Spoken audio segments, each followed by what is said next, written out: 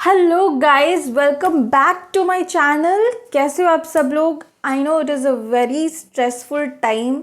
बस 15 दिन बचे हुए हैं and all of those emotions, overwhelming emotions, stress, anxiety, क्या होगा पेपर में, all of those emotions are crowding you, I understand.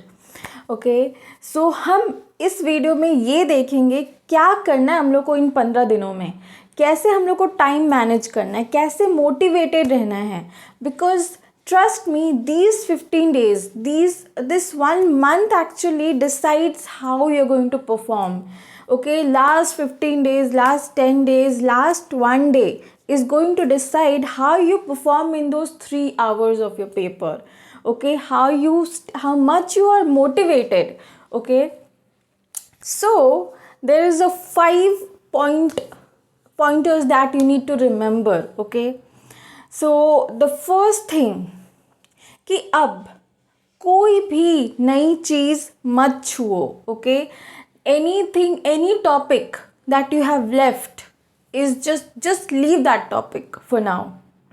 जब नेक्स्ट अटेम्प्ट आएगा अप्रैल में तो फिर उसको कर लेना, बट अब कुछ भी नया मत करो. ओके, कोई भी नई चीज़ नहीं करनी है. डोंट थिंक कि अगर मैंने ये छोड़ दिया और वो क्वेश्चन आ गया. It's okay. Okay, it's okay. You have chance. You may not score 300 on 300. अगर कुछ टॉपिक्स छूट भी जाती है तो भी कोई प्रॉब्लम नहीं है. Okay, so point number 1 is do not touch new topics. जो छूट गया है वो छूट गया है, उसको दोबारा छूने की ज़रूरत नहीं है. ठीक है, डोंट वरी. जो दूसरा पॉइंटर है दैट इज़ रिवाइज करो. Focus on revision. जितना हो सके रिवाइज करो. ठीक है, अब रिविजन कैसे करना है? 15 दिन बचे हैं. 15 दिन में आप डिवाइड करो 5-5-5. Physics, chemistry, maths. 5 days for physics, 5 days for chemistry, 5 days for maths. ठीक है, इन 5-5 दिनों में आपको 11th और 12th दोनों के रिवीजन करना है. अब रिवीजन का मतलब ये नहीं कि एक चैप्टर खोल के बैठ गए उसको पढ़ने लगे. No, nothing like that. आपको बस मेन चीज़ें देखनी है, फॉर्मूलाज देखने हैं, मेन जो क्वेश्चंस है. सपोज एक चैप्टर से एक क्वेश्चन या 2 क्वेश्चन सॉल्व कर लिया. Okay, just to get the confidence, थोड़ा प्रैक्टिस कर लिया. सो अगर एक चैप्टर से आपने 1 या 2 क्वेश्चन सॉल्व करे दैट इज़ इनफ. ठीक है, जो मेन क्वेश्चन है, जो थोड़ा लेंथी क्वेश्चन जिसमें मल्टीपल कॉन्सेप्ट्स कवर हो रहे हैं, वैसा कोई क्वेश्चन सॉल्व कर लिया. So basically 5 for physics, 5 days for chemistry and 5 days for maths. ठीक है, ये आपको रूल फॉलो करना है. 5-5-5 दिन में आपको रिविजन ख़त्म करना है. कैसे करना है? क्योंकि अगर 5 दिन अगर आप फिज़िक्स के लिए ले रहे हो तो you can assume that almost there 30 chapters. 11th के अगर मान लो 15 है, 15 12th के हैं, 30 चैप्टर आपको ख़त्म करना है 5 दिन में.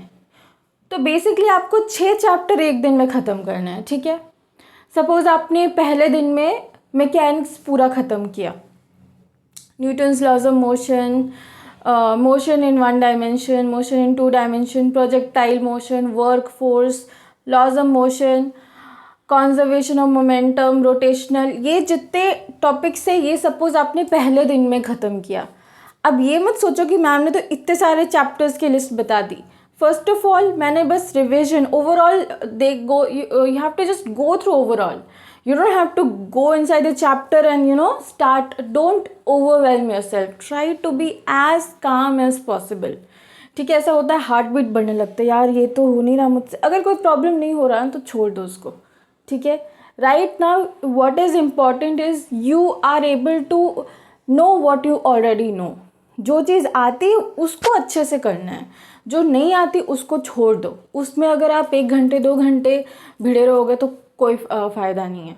ठीक है, दूसरी चीज़, अगर आपने 6 चैप्टर में फर्स्ट दिन लगाए, उसके बाद आप दूसरे 6 चैप्टर्स ले लो. वेव्स ले लो, waves, oscillation, SHM, fluid mechanics. इस तरह से आप 6 चैप्टर्स 5 दिन में डिवाइड कर सकते हो. सारे सब्जेक्ट्स के, ठीक है। इस तरह से आपका रिविजन कंप्लीट होगा। So that is the revision plan. तीसरी जो चीज़ है वो है मॉक टेस्ट।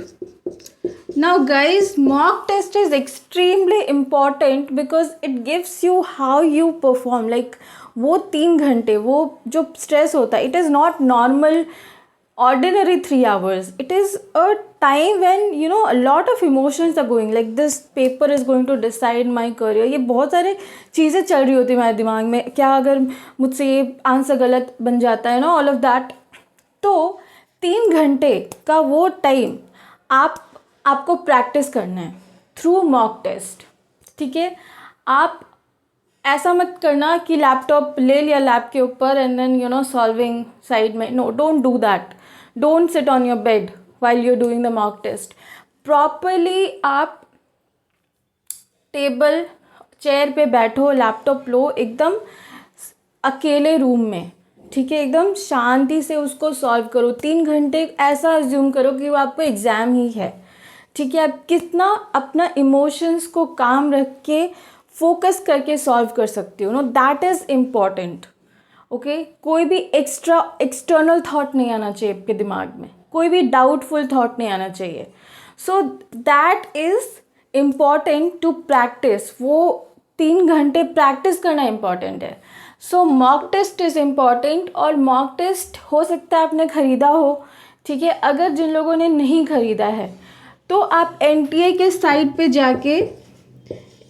साइट पे जाके मॉक टेस्ट है जो फ्री टेस्ट हैं प्रीवियस ईयर के, वो कर सकते हो, ठीक है। मैं आपको उसका लिंक दे दूँगी, आप खुद भी सर्च कर सकते हो, बिल्कुल पहले बार में ही आ जाएगा अगर आपने NTA मॉक टेस्ट लिखा तो, या तो फिर मैं लिंक भी नीचे डिस्क्रिप्शन में प्रोवाइड कर दूँगी। So just do the mock test.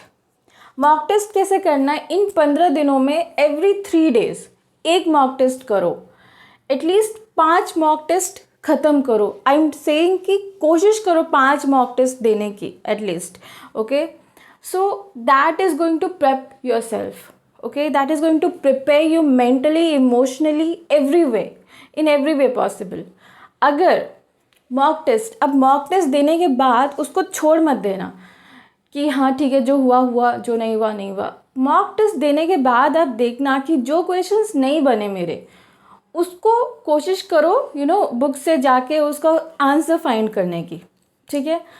Mock test बहुत ही थरोली करना, ये नहीं कि जो बना बना, जो नहीं हुआ उसको छोड़ दो, because those our previous year papers. तो आपको वो चीज़ें आनी चाहिए, ठीक है। मॉक टेस्ट को अच्छे से एनालाइज करना कि मैंने कहाँ गलती की, मैंने L²/12 की जगह S²/4 तो नहीं डाल दिया जल्दी जल्दी में, मैंने मोमेंट ऑफ इनर्शिया में स्क्वायर लगाना तो नहीं भूल गया नीचे, you know all of those small things जो आप मिस्टेक कर रहे हो, उसको एनालाइज करके उसको लिखो नोट में कि ये मिस्टेक नहीं करना चाहिए, ये मिस्टेक मैंने किया। सर्कल करो, this mistake happened, okay. So just analyze your mistakes through the mock test, okay. So this is the 3 things that you have to do related to your studies. जो चौथी चीज़ आपको करनी है वो है stay away from distractions. Stay away from distractions.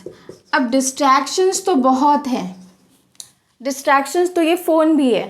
अगर आपने एक बार इंस्टा ऑन किया या फेसबुक ऑन किया, यूट्यूब ऑन किया, you just keep on scrolling hours on and, वो नहीं करना है, ठीक है। आप ब्रेक लो, ब्रेक लेना कोई गलत बात नहीं है, बट उसको एकदम यू नो स्ट्रेच करना is wrong, okay. So take breaks but do not you know get involve in that, okay. आपको आपके दिमाग में फोकस होना चाहिए। जेई 2025 जेई है 22 तारीख को, you know all of that, वो चीज़ होना चाहिए, ठीक है। ताकि आप एकदम से 10 मिनट का ब्रेक लिया तो बस 10 मिनट ही होना चाहिए break, don't extend to half an hour, ये मत करो, ठीक है। ब्रेक तो डेफिनेटली लो। डिस्ट्रैक्शंस ये भी होती हैं, यू नो बहुत सारे फ्रेंड्स के एडवाइसेस सुना, या तूने वो चैप्टर किया है, या तूने वो टॉपिक करा है, मैंने तो ये कर लिया, यू नो थिंकिंग, बहुत सारे अननेसेसरी एडवाइसेस लेना, लोगों से बात करके अपने आप को परेशान करना, वो भी डिस्ट्रैक्शन है। सपोज आपने कोई चैप्टर छोड़ दिया और आपका या टॉपिक छोड़ दिए and your friend tells me, you have you done that, and then you क्या नहीं नहीं नहीं नहीं करा, and then you start doing that is also a form of distraction. So remove distractions. You be confident, आपने जो किया है that is enough. You just have to revise well whatever you have done. जो नई चीज़ नहीं की है उसको नहीं करना है. बट दोस्तों के बहुत सारे एडवाइजेस नहीं सुनने हैं, ठीक है. बहुत सारे थॉट्स नहीं डालने अपने दिमाग में. जो चीज़ होने लायक है ठीक है वो कर सकते हो, जो आसान सी चीज़ है. बट अगर जिसमें बहुत ज़्यादा इन्वॉल्वमेंट है या फिर बहुत ज़्यादा उस टाइम टेकिंग है नई चीज़, तो उसको मत करो, ठीक है. अभी बस रिविजन पे ध्यान दो. 5वीं जो चीज़ है दैट इज़ स्लीप. अब sleep is the most crucial thing because specially exam से पहले वाले दिन हमको नींद नहीं आती. I have gone through that. Exam से पहले नींद ही नहीं आती, नींद उड़ जाती है एकदम से. सोचते रहते हैं कि यार सुबह हो गया, alarm, you are scared, what if you don't wake up and all, what if you wake up late. ये बहुत सारी चीज़ें चल रही होती है. So sleep is important. Try to sleep at least 8 hours. 8 hours की अच्छी नींद लो. ब्रेक्स लो, बीच में जाओ पढ़ाई करते हो, सपोज आप 6 घंटे पढ़ रहे हो, 8 घंटे पढ़ रहे हो, प्रॉपर ब्रेक्स लो. या फिर nap low, 10 minutes power nap. I have seen it works for me. It works extremely well for me. Sometimes I'll be studying and then I'll just 5 minute के लिए ही मैं सोती हूँ, but then it gives me so much power. So power naps important होते हैं और उसको तो डेफिनेटली लो. आफ्टरनून में ले लिया 1 घंटे, इट्स ऑल गुड. तो ब्रेक्स लेना, नैप लेना, sleeping properly is all good, ठीक है. इसको ये बहुत इम्पोर्टेंट है. तो अच्छे से सो. खाने में कुछ भी गलत नहीं खाना है. Try to eat as healthy as possible because the more healthy things you put in your body the more healthy energy it will provide you. Okay. बहुत सारे फास्ट फूड, स्नैक्स ये सब मत खाना. जो हेल्दी चीज़ है उसको खाना. सैलड्स, फ्रूट्स, जो प्रॉपर घर का खाना होता है, try to eat only that. Do not try to order anything, eat outside, कुछ नहीं. शाम को थोड़ा चिल आउट करने के लिए उल्टी सी चीज़ें खा रहे वो मत खाओ.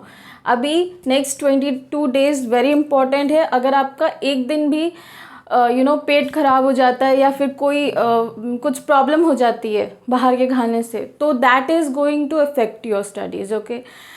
सो do not do any of those things. So it's very important you eat proper, sleep proper, distraction से दूर रहना है. बाकी नई चीज़ नहीं छूनी है, नई टॉपिक्स नहीं छूने हैं. अगर आपको लग रहा है कि ये फॉर्मूला है जो मेरे को नहीं आता था, अगर आप if it's an easy thing it's fine. But ऐसे कोई नई चैप्टर या फिर बड़ा सा कोई टॉपिक मत उठाओ जो आपने नहीं करा है. Revision very important.